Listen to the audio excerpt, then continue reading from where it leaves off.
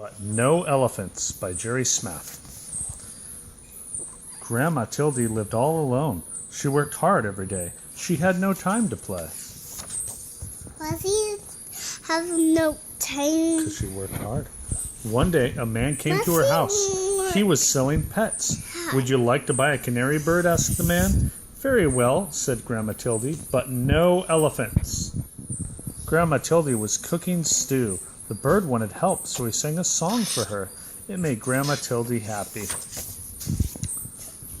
That night, they sat down to eat the stew together, and it tasted better than ever before. The next day, the pet man came again.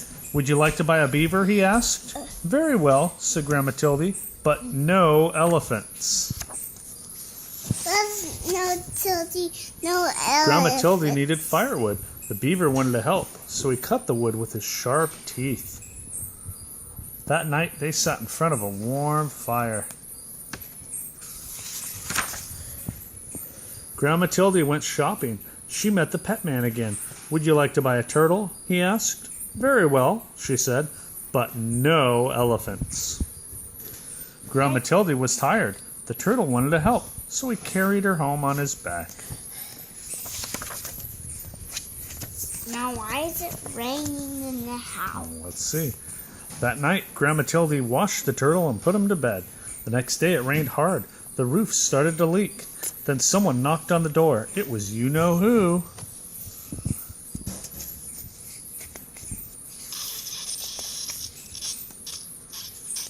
It's a big key. Would you like to buy a woodpecker? The pet man asked. Very well, said Grandma Tildy, but no elephants. The woodpecker wanted to help, so he nailed the roof down tight. The dripping stopped. That night, they all danced together in the warm, dry house. The days got colder and colder. Grandma Tildy put food in jars for the winter. I don't like the cold, she said. Just then, the pet man appeared. I want to be by myself. Would you like to buy an elephant? He asked. He's the only animal left, and I must leave before it snows. No, no elephants, shouted Grandma. She went back to her work. The pet man left. What's pet me on that? And why did she say But the no? elephant stayed. It started to snow, and it kept on snowing. And why did she say no? And snowing, and snowing, and snowing. No elephants, said Grandma Tildy, but the elephant would not go. They could not see the elephant now, but they could hear him crying. They felt sad.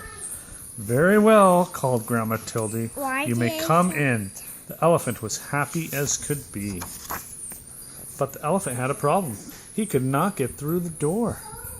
So they all helped to push him inside. Oh dear, said Grandma Tildy. I hope the floor is strong. This is a very old house. Outside, the snow kept falling, but inside the house was cozy and warm. Everyone hoped winter would soon go away and spring would come soon.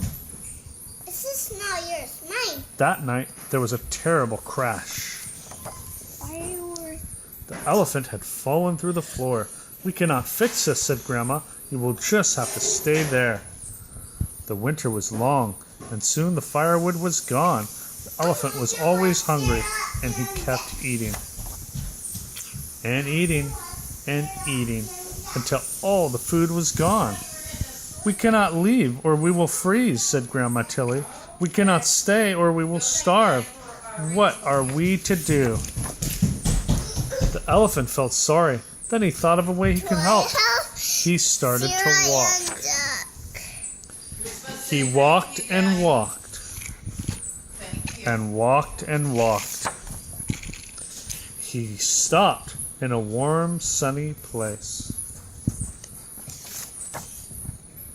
Welcome, elephants. And that is where Grandma Tildy and her friends are today. Is that you, fireman? No, that's the author.